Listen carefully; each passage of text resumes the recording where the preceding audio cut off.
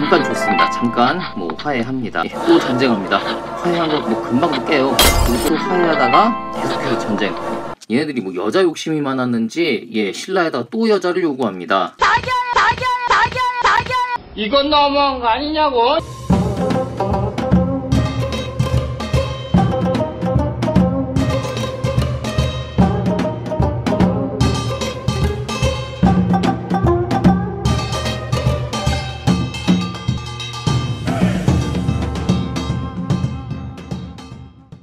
자, 이어서 14대 유리의 이사금이 즉위합니다. 유리의 이사금은 앞서서 11대 조분왕의 아들이었는데요. 조분왕 시대에 이렇게 공식적으로 왕자로 태어난 아들이라기보다 이 간통으로 인한 그 사생아로 이렇게 추정이 됩니다. 앞서 미추왕 때 이렇게 백제가 몇 번 이렇게 침입을 한 거 빼고는 커다란 전쟁은 없었습니다. 그런데 이 미추왕 말기에 외와 관계가 또 악화됩니다. 앞서 제가 말씀드렸지만 외랑은 관계가 정말 계속 나쁘고 막 전쟁이에요. 그러다가 뭐 잠깐 좋습니다. 잠깐 뭐 화해합니다. 그러다가 또 전쟁합니다. 화해한 거 뭐 금방도 깨요. 그리고 또 전쟁이에요. 잠깐 또 화해하다가 계속해서 전쟁. 화해만 좀 할라치면은 또 이상한 거 요구하고 그래서 또 전쟁을 일으키고 계속 이런 관계로 지속이 됩니다. 이건 너무한 거 아니냐고. 이게 신라로서는 뭐 삼국 통일할 때까지 사실 이후에 고려시대, 조선시대 때도 계속 해적처럼 이곳을 이렇게 계속 침입을 합니다. 뭐 부산, 마산 이런데, 경주, 포항 이런 데를 이제 계속 침입하면서 노략질을 해갑니다. 이게 나중에 심해져서 이제 조선시대 때는 임진왜란까지 일으키게 되는 거죠. 자, 이 미추왕 말기에 그 외와의 관계가 악화됐습니다. 당연히 또 침입을 해올 것이 예상이 됩니다. 그 첨해왕 때였나요? 이렇게 굴욕적으로 뭔가 사신을 보내서 화해를 한 일이 있었는데 이번엔 그게 아니라 백제와의 관계를 공고히 해둡니다. 이전에 그 미추왕 말기 때 백제 고위왕이 좀 침입을 한 적이 있었는데 자 이러니까 아예 유리이사금 백제에 사신을 보내서 화해를 청합니다. 제발 이러지 말자. 일단 백제랑 화해를 합니다. 왜 그럴까요? 외가 침입해 오는데 백제랑 외는 원래 친했잖아요. 가야랑 외도 친합니다. 그러다 보면은 외가 침입해 왔을 때 이쪽에서 협공을 해올 수 있습니다. 그럼 신라는 그냥 아작이 나요. 그래서 아예 뒤부터 안정을 시켜 놓는 겁니다. 백제랑 일단 화해를 해놔요. 예상대로 외는 침입을 해옵니다. 자, 계속되는 외가 이제 침입을 해오는데 그래도 뒤를 안정시켜 놨으니까 여기는 좀 걱정을 덜 해도 됩니다. 자, 외 침입을 몇 번 막아내고 나니까 이번엔 이놈들 가야가 쳐들어오네요. 계속해서 전쟁입니다. 결국 이렇게 전쟁만 하다가 재위 15년 만에 유리이사금은 세상을 떠나고 맙니다. 자, 뒤를 이어서 15대 기림이사금이 되겠습니다. 역시 앞서 그 11대 조분이사금의 손자가 되겠는데요. 몇 가지 그 업적을 좀 들어볼 수가 있습니다. 앞서 이제 유리이사금 때 계속해서 예상하던 대로 그 외가 계속 이제 침입을 해왔었잖아요. 그래서 결국 외와 화친을 합니다. 내부 정세를 좀 안정을 시켜 놓습니다. 일단 이것이 뭐 우월적인 입장에서 했든 뭐 굴욕적으로 했든 간에 일단 백성부터 살리고 봐야겠죠. 외와 화친을 합니다. 또 언제 깰지 몰라요. 자, 그런가 하면은 앞서 그 11대 조분이사금 때 오늘 조분왕에 대한 그 이야기가 계속 언급이 되고 있습니다. 오늘 나오는 왕들이 대체적으로 조분왕의 후손들이 많다 보니까 그러기도 하고요. 앞서 그 조분왕 때 이 북진 정책을 계획을 한 적이 있었어요. 신라 위에 동해가 있었는데 이게 일찍이 고구려 손에 망했거든요. 그러다 보니까 여기가 이제 빈집이 돼서 이제 여기를 이제 치고 올라가려고 했는데 계획만 하다가 실행을 못했었죠. 그러다가 이제 일단 지금 외랑도 이제 화친을 해놔서 침입해 올 일이 이제 적겠다 싶기도 하고 이 군사력을 가지고 위로 올라가 보자 이제 결심을 하는 겁니다.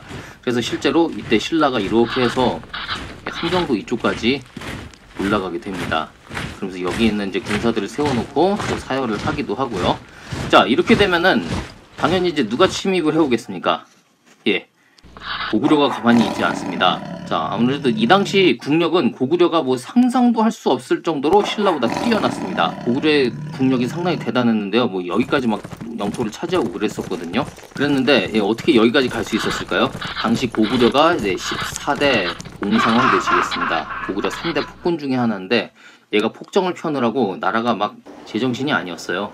그러다 보니까 신라가 여기까지 오는데도 신경을 쓸 형편도 못 됐고요. 그러다 보니까 이 혼란을 틈타서 함경도 지역까지 진출을 할 수 있었던 겁니다. 여기서 지금 헷갈리실 수가 있는데 이거는 이제 나중에 6세기 신라 전성기 때 막 신라 땅이 막 여기까지 이렇게 이제 백제랑 고구려 사이 갈라먹고 가야 차지하고 이렇게 되잖아요. 이때 이게 아닙니다. 잠깐 여기까지 이제 진출을 했었던 것 뿐입니다. 이 당시에는 아직 신라의 전성기라고 할 수는 없어요. 근데 이렇게 북진 정책을 해서 여기까지 갔었던 거죠. 근데 어떻게 됐는지 나중에 다시 고구려한테 금방 또 뺏기고 맙니다. 이제 여기까지 진출을 하면서 여기에 머물고 있었던 뭐 낭랑, 대방의 이제 그런 뭐 옛날 패전병들이라고 할 수 있겠죠. 고구려가 이미 이제 이곳을 이제 다 지배하고 그랬었는데 여기 낭랑과 대방군의 사람들이 귀순을 하기도 했습니다. 자, 그런가 하면은 국호를 신라로 확정을 짓습니다. 그럼 지금까지 신라를 안 하고 뭐라고 했느냐? 예, 처음 그 혁거세가 나라를 세웠을 때 사로라고 했죠. 그런가 하면은 뭐 기림이라는 이름도 있고, 예, 또 아랴자를 써서 뭐 사벌이라는 그런 이름도 있었습니다. 이외에 굉장히 이름이 많았는데요. 이제 나라 이름을 이렇게 확정을 짓자 한 겁니다. 이게 이제 지증왕 때 가서 22대 이제 지증왕 때 가서 다시 한번 논의가 되는데요. 이제 이러면서 나라가 조금씩 모습을 갖춰 나간다고 생각을 하시면 되겠습니다. 자, 기림이사금 11년간 재위했습니다. 11년간 재위해서 세상을 떠나고요. 오늘 계속 이제 조분이사금 이야기를 했었는데 이번에 조분이사금이 아니고 10대 나해이사금의 후손인 16대 흐레이사금 되겠습니다. 앞서 그 기림이사금 때 그 외와 화친을 해서 내부 정세를 안정시켰다 이야기를 했는데요. 예, 이때뿐입니다. 외는 또다시 약속을 어기고 또 신라를 위협합니다. 이건 너무한 거 아니냐고. 이때 이제 신라랑 외가 그 결혼 동맹까지 했었어요. 그 고관에 딸을 시집을 보내가지고 결혼 동맹까지 했었는데, 근데 이렇게 되면 이제 어느 정도 결혼 동맹까지 했으면 그래도 서로 좀 친척이 된 거잖아요. 뭐 형식적이나마. 그런데 얘네들이 뭐 여자 욕심이 많았는지 신라에다가 또 여자를 요구합니다. 그런데 신라에서 거절을 했죠. 우리 보낼 여자 없다. 이러니까 또 승질이 나가지고 생각이 왜 이런지 모르겠습니다. 또 침입을 해옵니다. 이건 너무한 거 아니냐고. 징하죠. 이때 또 이제 뭐 또 간신히 막아내고 이제 이렇게 합니다.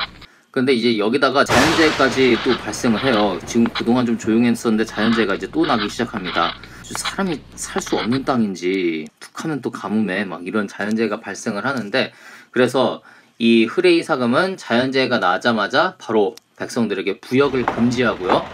앞에서 이야기했었던 13대 미추왕 때랑 유사하죠. 그뿐만이 아니라 그러니까 가뭄이 났었던 그 해뿐 아니라 그 이듬해까지 부역을 금지합니다.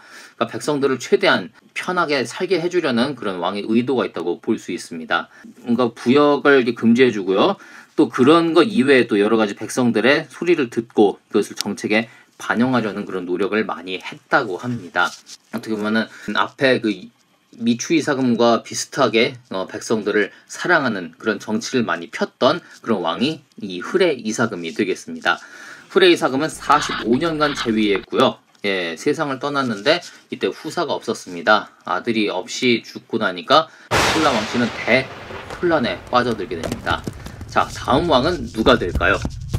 자, 지금까지 왕조중심 꿀국사, 저는 여러분과 함께하는 꿀이었습니다. 다음 시간에 뵐게요.